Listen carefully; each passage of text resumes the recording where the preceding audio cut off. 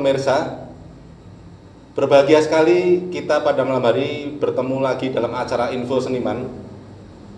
Dan pada malam hari ini sangat istimewa sekali karena saya berhasil menemui dan mengunjungi pasangan seniman yang mungkin bagi Anda sudah tidak asing lagi. Beliau adalah Bapak Agus Ismoyo dan Nia Flame. Selamat malam Pak Agus. Selamat malam. Mbak Nia Flame. Mungkin pemirsa di rumah ingin tahu tentang kegiatan Pak Agus Ismoyo dan semua hal-hal yang dikerjakan selama ini. Tapi sebelumnya mungkin ingin tahu lebih dahulu sebetulnya latar belakang Mas Agus Ismoyo itu bagaimana dulu? Kok bisa-bisanya akhirnya itu sangat intensif sekali dengan karya-karya batik ini? Ya sebenarnya saya merasa mengalir saja, jadi sampai jadi sekarang jadi lebih cinta batik itu juga tidak saya pikirkan sebelumnya. Cuman waktu itu memang saya senang seni dan juga saya lakukan macam-macam aktivitas termasuk teater, lalu batik, lalu cat minyak, patung, semacam itu. Dan akhirnya setelah saya juga merasa lebih perkembangan, lebih usia juga makin dewasa, lalu kecintaan saya terhadap batik itu makin lekat karena saya makin menyentuh pada proses kedalaman makna hidup saya. Jadi saya menyadari bahwa saya itu sebagai orang Indonesia itu bukan satu pilihan saya, tetapi itu sebuah kodrat yang diberikan kepada saya. Jadi saya merasakan bahwa kodrat yang diberikan kepada saya itu adalah satu berkah yang harus saya hayati, saya mengerti untuk sebagai dasar kehidupan saya. Nah dari situ saya merasa bahwa di Indonesia ini saya menyadari ada sebuah kebudayaan yang panjang. Walaupun usia saya itu hanya sekedar mungkin bisa sampai 90, 100 atau 80, tetapi Indonesia itu selalu budayanya selalu hidup terus, mungkin sampai ke generasi selanjutnya. Jadi kalau saya sadar semacam itu dengan kodrat saya dilahirkan di Indonesia, berarti saya adalah bagian dari kebudayaan Indonesia itu sendiri. Jadi Indonesia memiliki sebuah tanaman budaya yang sangat usianya sangat panjang. Ibaratnya kalau di depan keraton ada pohon beringin, itu memang lambang daripada pohon budaya yang hidupnya bisa ribuan tahun. Jadi di situ kalau saya memang menyadari bahwa saya bagian dari kebudayaan itu, jadi saya adalah sebuah tunas-tunas dari tanaman itu. Jadi saya merasa dengan semacam itu saya harus meresapi apa yang ada di dalam energi hidup saya ternyata adalah sebuah peristiwa budaya yang panjang, termasuk leluhur saya itu sudah melekat di dalam hati darah kehidupan saya, dan itu saya jadikan satu dasar daripada emosi kesenian saya dalam kesensitifan proses kreatif, hingga itulah menyebabkan saya jadi makin cinta dengan batik gitu.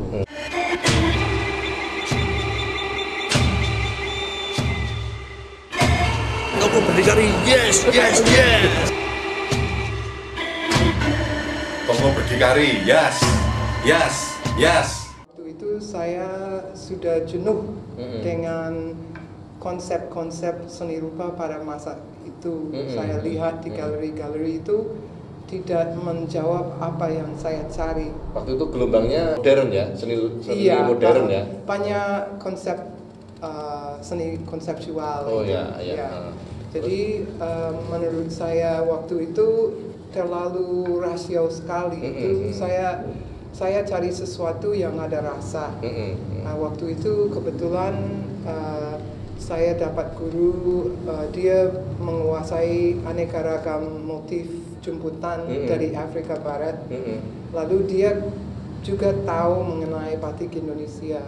Dia yang kenalkan saya, sehingga saya masuk ke departemen melukis waktu itu, sehingga 2 tahun terakhir kuliah saya maju untuk diterima dalam program belajar sendiri. Jadi dengan itu kita harus kontrak mau mau belajar apa, terus karya kita dinilai setelah selesai. Jadi kita boleh kuliah, kita tidak perlu kuliah. Jadi kalau terima dalam program itu, beasiswa saya bisa saya bayar kepada siapapun di lingkungan saya untuk menjadi guru saya.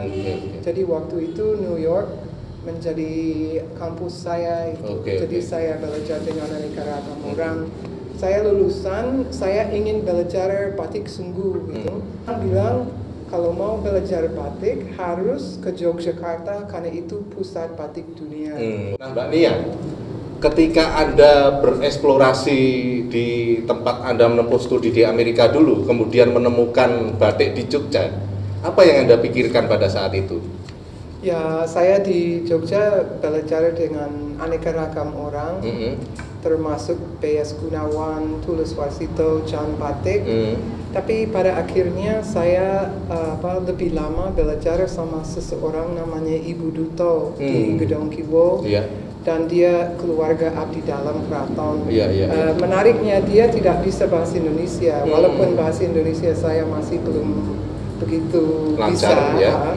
Tapi dia bisa mengajar saya mulai batik motif parang, macam-macam motif tradisional, dan saya belajar dengan dia 1,5 tahun. Jadi dari pengalaman itu saya sangat tertarik kepada batik tradisional. Saya ingin mencari seseorang guru yang bisa menerangkan artinya batik tradisional bagaimana. Karena menurut saya dengan batik tradisional itu simbol-simbol itu sangat kuat sekali. Walaupun itu bukan budaya saya ingin memperdalami proses kok sampai bisa tercipta sesuatu yang sehebat batik tradisional Jawa. Itu saya ingin tahu. Lalu saya berjalan, saya mulai kembali bikin karya saya sendiri dengan media batik. Lalu akhirnya saya bertemu dan kebetulan bapaknya dia, Romo Jaya Kusumo, adalah ahli filsafat Jawa.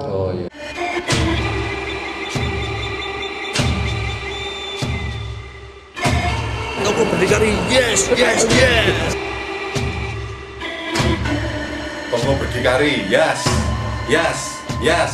Dari itu saya mulai memperdalami artinya sebenarnya di belakang batik tradisional bagaimana. Dari sisi falsafah Jawa ya? Iya, dan dari itu kok sampai sekarang nggak habis-habis. Semakin ingin terus bereksplorasi ya? Semakin menarik sekali. Iya. Oh, jadi beruntung sekali Mas Agus akhirnya bisa bertemu juga dengan dengan Mbak Niam dan akhirnya bisa sama-sama berkolaborasi ya. Menurut Mas Agus itu sesuatu yang istilahnya bisa saling melengkapi atau bagaimana Mas Agus? Iya, karena memang saya lebih melihat Nia itu karena orang luar negeri, jadi ya dia punya satu konsep pemikiran sendiri yang saya sendiri merasa penting untuk memenuhi apa yang saya miliki dengan budaya saya. Jadi ya akhirnya membantu sekali untuk pandangan-pandangan saya terhadap keingintahuan saya dengan budaya-budaya lain. Maka dari itu dengan bersama Nia ini lalu kita punya satu pemikiran untuk lebih mengenali budaya lain hingga kita buat karya-karya juga. Kita juga ingin punya kolaborasi dengan budaya lain, tidak hanya Indonesia maupun Amerika, dan akhirnya juga terjadi kita juga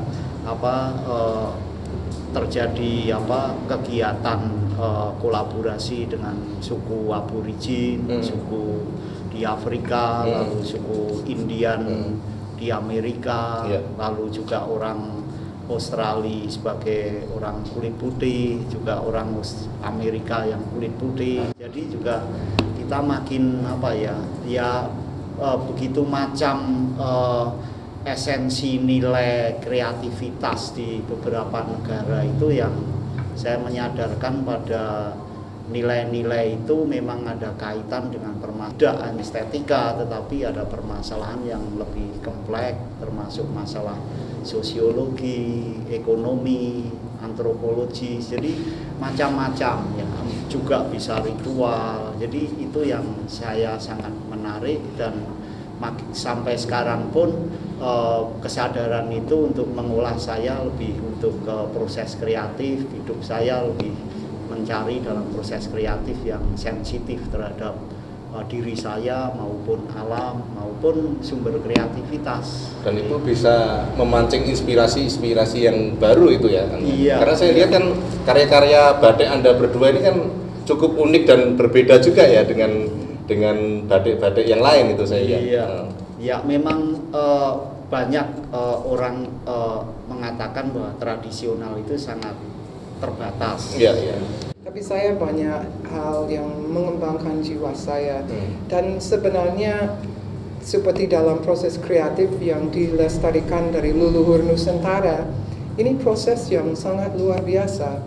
Jadi ya mau lihat ke barat oleh orang Indonesia ya wajar mau tahu dunia. Tapi sebenarnya proses kreatif warisan budaya Nusantara luar biasa. Dan saya merasa dengan proses yang diajarin oleh Ismoyo dan Bapak Romo Jaya Kusumo itu, saya selama hidup ini cuma mungkin bisa sampai TK ya. Jadi untuk menjadi sarjana dalam hal ini mustahil. Hidup saya terlalu pendek. Tapi apa yang saya lakukan saya enjoy sekali.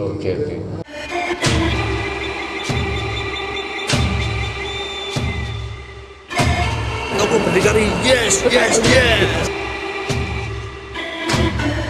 Kamu berdikari, yes, yes, yes. Itu aja. Oke. Nah, kegiatannya Mas Agus, aktivitasnya selama ini rumah budaya yang Anda kembangkan apa termasuk residensi juga dari teman-teman mahasiswa dari luar negeri atau dari dalam negeri gitu? Untuk ke depan memang itu karena kita punya pengalaman untuk mengadakan kolaborasi dengan kebudayaan lain.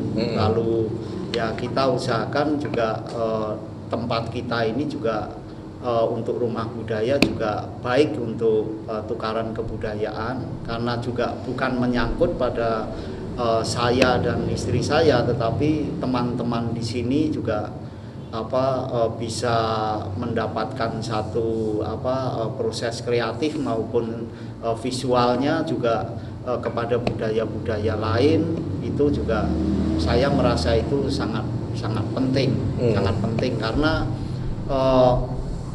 sekarang ini saya merasakan bahwa zaman itu memang sudah tidak ada itu tradisional maupun modern ya. Jadi kita sudah di mana tradisional, di mana modern itu saya nggak bisa lihat itu, karena banyak orang modern juga belajar kayak Nia di sini kan. Jadi modern tradisional itu sudah saya tidak lihat. Jadi yang lihat ya sudah utuh saja, kayak umpamanya kayak ya ada ketoprak, ada teater, mana yang ketoprak tradisional, mana yang teater. Sebenarnya ketoprak itu ya teater.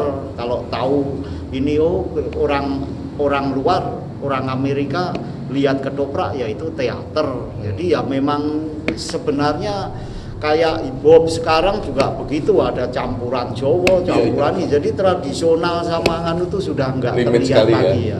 Kita sudah enggak bicara soal itu, karena memang itu sudah putaran yang memang tidak jelas untuk proses sekarang ini. Jadi dengan rumah budaya membangkitkan satu pengalaman menimba dengan budaya-budaya lain, dengan workshop, dengan tukaran budaya, ya ini satu hal yang saya anggap penting untuk makin melihat isi dunia dan bersama-sama untuk melakukan kolaborasi kesenian itu sangat penting. Oke. Nah pemirsa, kita patut berbangga dan berterima kasih sekali dengan adanya pasangan seperti Ismoyo dan Nia Flame ini, karena dengan begitu batik menjadi kelihatan sangat dinamis sekali. Nah, saya yakin Anda juga akan terpancing banyak inspirasi dengan tayangan kita pada malam hari ini. Tapi karena waktu juga yang harus memisahkan kita, akhirnya saya Argo Pratomo mengucapkan terima kasih atas perhatian Anda. Selamat malam dan sampai jumpa. Terima kasih.